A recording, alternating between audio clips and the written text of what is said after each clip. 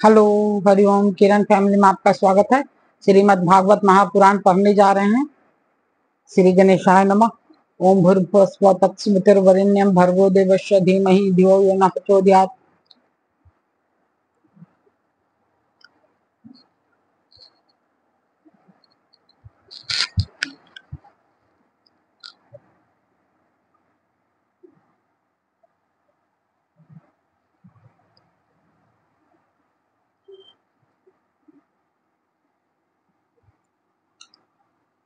श्री राधा कृष्णाभ्याम नमः। श्रीमद् भागवत महापुराण द्वितीय खंड।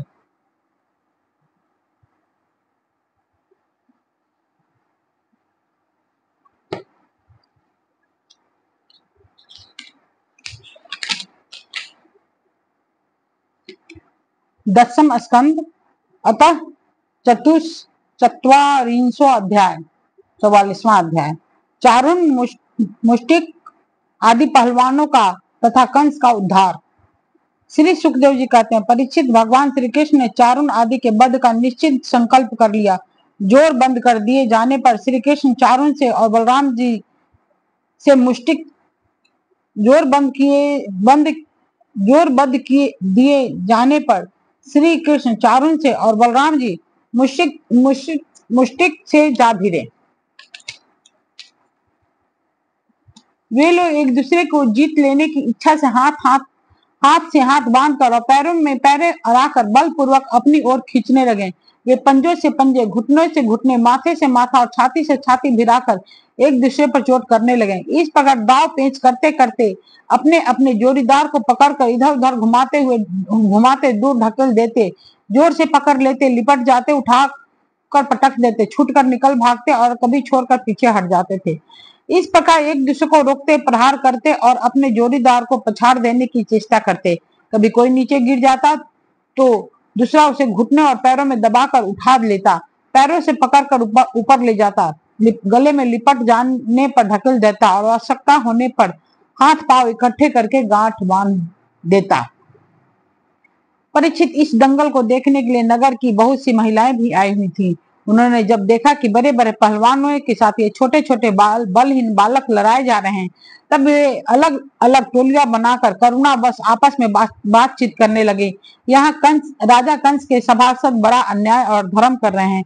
कितने खेद की बात है कि राजा के सामने ही ये बली पहलवानों और निर्बल बालकों के युद्ध का अनुमोदन करते हैं। वहीं देखो, ये इन पहलवानों का एक एक अंग वज्र के समान कठोर है। ये देखने में बड़े भारी पर्वत से मालूम होते हैं, परंतु श्री कृष्ण और बलराम अभी जवान भी नहीं हुए हैं। इनकी किशोर अवस्था है।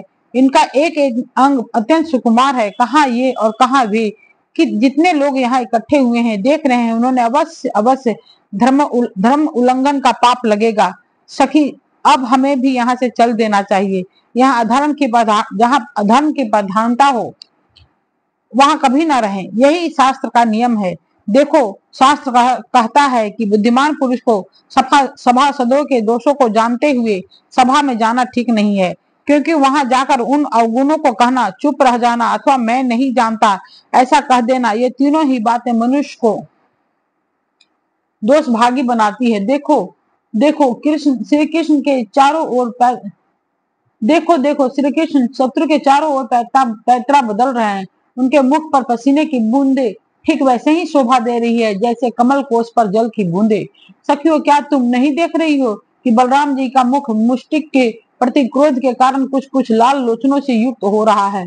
कभी भी फिर भी हास्य का अनिरुद्ध आवेग कितना सुंदर लग रहा है। सखी, सच पूछो तो वज्र भूमि ही परम पवित्र और धन्य है, क्योंकि वहां ये पुरुषोत्तम मनुष्य के भेष में छिप कर रहते हैं। स्वयं भगवान शंकर और लक्ष्मी जी जिनके चरणों की पूजा करती हैं, वे ही प्रभु वहां रंग बिरंगे जंगली पुष्पों की माला धारण कर लेते हैं तथा बलराम जी के साथ बांसुरी बजाते, गौवे चराते और तरह तरह के खेल खेलते हुए आनंद से विचरते हैं। सखी, पता नहीं गोपियों ने कौन सी तपस्या की थी जो नेत्रों के दोनों से नित्य निरंतर इनकी रूप माधुरी का पान करती रहती हैं। इनका रूप क्या है, लावण्य का सार। संसार में या उससे परे किसी का भी इनके रूप के समान नहीं है। फिर भी बढ़कर होने की तो बात ही क्या है। सो भी किसी के संवारने सजाने नहीं सो भी किसी के सजाने संवारने से नहीं, गहने कपड़ों से भी नहीं, बल्कि स्वयं सिद्ध है। इस रूप को देखते देखते तृप्ति भी नहीं होती, क्योंकि यह प्रतिक्षण नया होता जाता है, नित्य नूतन है। समग्र यश सौंदर्य और ईश्वर इसी के आश्रित हैं सखियों, परंतु इसका दर्शन तो औरों के लिए बड़ा ही दुर्लभ है, वह तो गोपियों के ही भाग में बदा है। सखी वज्र की गोपियां धन्य है, निरंतर श्री कृष्ण में ही चित लगा रहने के कारण, प्रेम भरे हृदय से आंसुओं के कारण गदगद कंठ से वे इन्हीं की लीलाओं का गान करती रहती हैं। वे दूध दुहने, दही मथने, धान कुटने, घर लिपते, बालकों को झुला झुलाते, रोते हुए बालकों को चुप कराते, उन्हें नहलाते धुलाते, घरों को झाड़ते बुहारते, कहाँ तक कहें, सारा काम काज करते कर समय श्री कृष्ण के गुणों का ही गान करने में मस्त रहती हैं।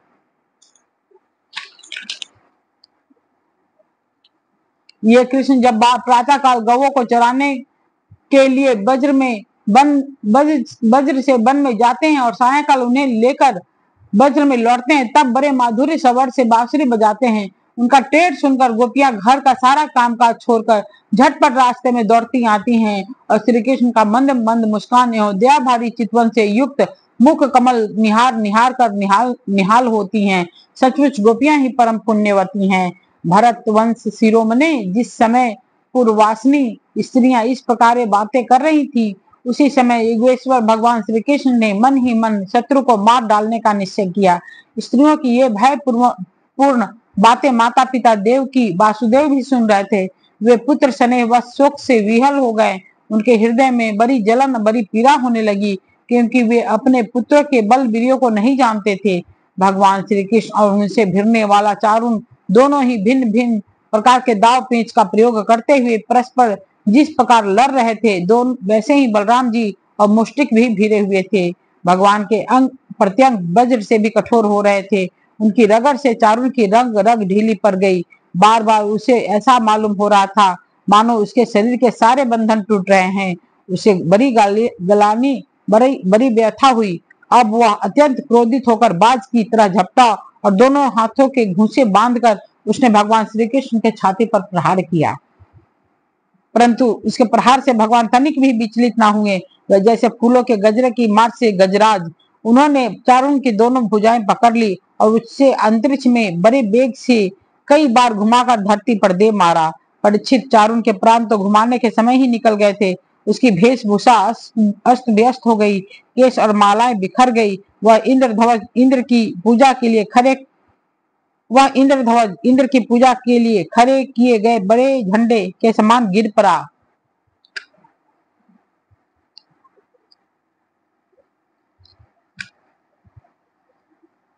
इसी प्रकार मुष्टिक ने भी पहले बलराम जी को एक घूसा मारा। इस पर बलि बलराम ने उसे बड़े जोर से एक तमाचा जड़ दिया। तमाचा लगने से वह कांप उठा और आंधी से उखड़े हुए वृक्ष के समान अत्यंत व्यथित और अंत में प्राणहीन होकर खून उगलता हुआ पृथ्वी पर गिर पड़ा।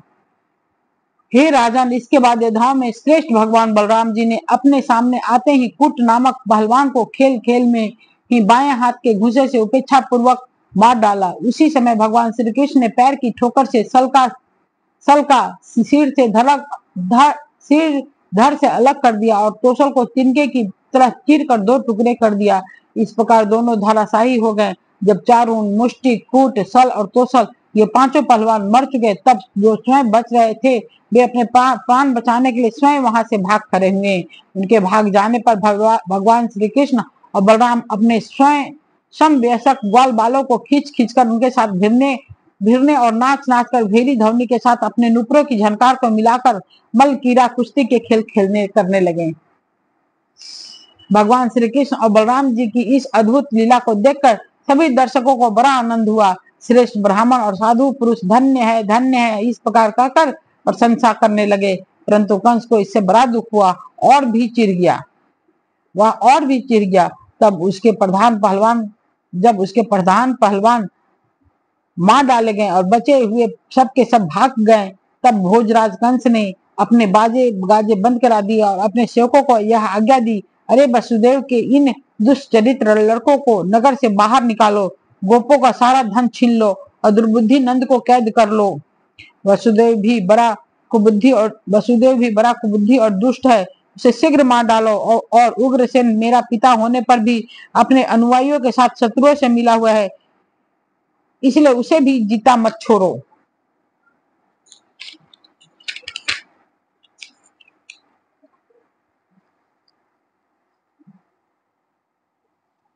कंस इस प्रकार बढ़ बढ़ कर बकवाद कर रहा था कि अविनाशी श्री कृष्ण कुपित होकर फुर्ती से वेग पूर्वक उछलकर लीला से ही उसके ऊंचे मंच पर जा पहुंचे। तब मनस्वी कंस ने देखा कि मेरे मृत्यु रूप भगवान श्री कृष्ण सामने आ गए। तब वह सहसा अपने सिंहासन से उठ खड़ा हुआ और हाथ में ढाल तथा तलवार उठा ली। हाथ में तलवार लेकर वह चोट करने का अवसर ढूंढता हुआ पैंतरा बदलने लगा। आकाश में उड़ते हुए बाज के समान वह कभी दाईं और कभी और जाता तो कभी बाईं ओर, परंतु भगवान का प्रचंड तेज अत्यंत दुस्सह है। जैसे गरुड़ सांप को पकड़ लेते हैं, वैसे ही भगवान ने बलपूर्वक उसे पकड़ लिया। इसी समय कंस का मुकुट गिर गया और भगवान ने उसे केस पकड़कर उसे भी उस ऊंचे मंच से रंग भूमि में गिरा दिया। फिर परम स्वतंत्र और सारे विश्व के आश्रय भगवान श्री कृष्ण ने उसके ऊपर स्वयं कूद पड़े। उनके कूदते ही कंस की मृत्यु हो गई। सबके देखते देखते भगवान श्री कृष्ण कंस की लाश को धरती पर उसी तरह घसीटने लगे जैसे सिंह हाथी को घसीटे। नरेंद्र, उस समय सबके मुंह से हाय हाय बड़ी ऊंची आवाज सुनाई पड़ी। कंस नित्य निरंतर बड़ी घबराहट के साथ श्री कृष्ण का ही चिंतन करता रहता था। वह खाते पीते सोते चलते बोलते और सांस लेते सब समय अपने सामने चक्र हाथ में लिए भगवान श्री कृष्ण को ही देखता रहता था। इस नित्य चिंतन के फलस्वरूप वह चाहे द्वेष भाव से ही क्यों ना हो, द्वेष भाव से क्यों ना किया गया हो, उसे भगवान की उसी रूप में प्राप्ति हुई, सारूप्य मुक्ति हुई, जिसकी प्राप्ति बड़े बड़े तपस्वी योगियों के लिए भी कठिन है। कंस के कंक और नयग्रोध आदि 8 छोटे छोटे भाई थे। कंस के कंक और नयग्रोध आदि 8 छोटे भाई थे। वे अपने बड़े भाई का बदला लेने के लिए क्रोध से आग बबूले होकर भगवान श्री कृष्ण और बलराम जी की ओर दौड़े। जब भगवान बलराम जी ने देखा कि वे बड़े वेग से युद्ध के लिए तैयार होकर दौड़े आ रहे हैं, तब उन्होंने परिघ उठाकर वैसे ही मार डाला जैसे सिंह पशुओं को मार डालता है। उस समय आकाश में दुधुमिया बजने लगी। भगवान के विभूति स्वरूप ब्रह्मा शंकर आदि देवता बड़े आनंद से पुष्पों की वर्षा करते हुए उनके स्तुति करने लगे। अप्सराएं नाचने लगी। महाराज कंस और उसके भाइयों की स्त्रियां अपने आत्मीय स्वजनों की मृत्यु से अत्यंत दुखित हुई। वे अपने सिर पीटती हुई आंखों में आंसू भरे वहां आई। वीर सैया पर सोए हुए अपने पतियों से लिपट कर वे शोकग्रस्त हो गई और बार बार आंसू बहाते हुई ऊंचे स्वर से विलाप करने लगी। हा नाथ, हे प्यारे, हे धर्मज्ञ, हे करुणामय, हे अनाथ वत्सल, आपकी मृत्यु से हम सबकी मृत्यु हो गई। आज हमारे घर उजड़ गए, हमारी संतान अनाथ हो गई। पुरुष श्रेष्ठ इस पुरी के आप ही स्वामी थे।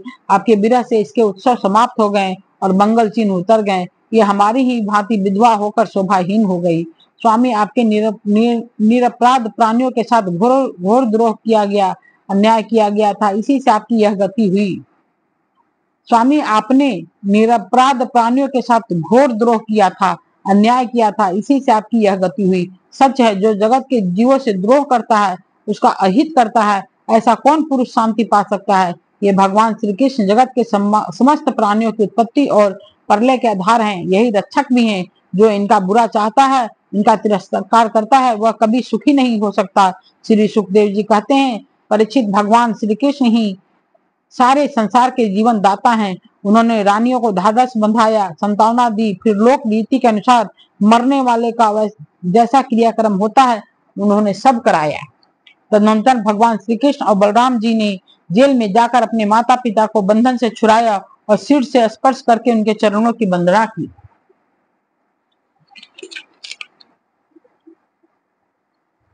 किंतु अपने पुत्रों के प्रणाम करने पर भी देवकी और वसुदेव ने उन्हें जगदीश्वर समझकर अपने हृदय से नहीं लगाया। उन्हें शंका हो गई थी कि हम जगदीश्वर को पुत्र कैसे समझें। इसी श्रीमद् भागवते महापुराणे परमहंस्याम संहितायां दशम स्कंदे पूर्वादे कंस वधो नाम चतुश्चत्वारिंशो अध्याय 44वां अध्याय समाप्त हुआ।